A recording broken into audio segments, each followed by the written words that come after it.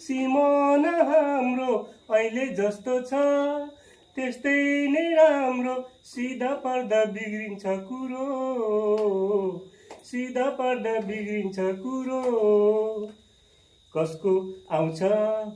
कसको जान्छ पब्लिकले कहाँ मान्छ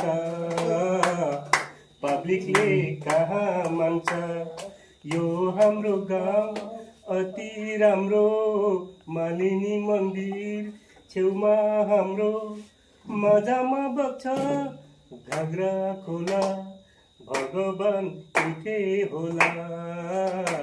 भगवान इथे होला मणिपुरदेखि